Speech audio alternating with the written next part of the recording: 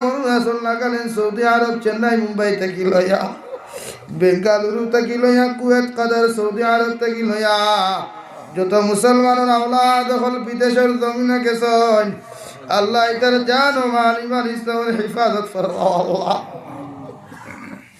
আল্লাহ ইতার নিজের মা বাবা ছাড়িয়া ভাই বোন আত্মীয়জন ছাড়িয়া বিদেশের জমিনে একমাত্র পেটে তাড়ানো গেছে।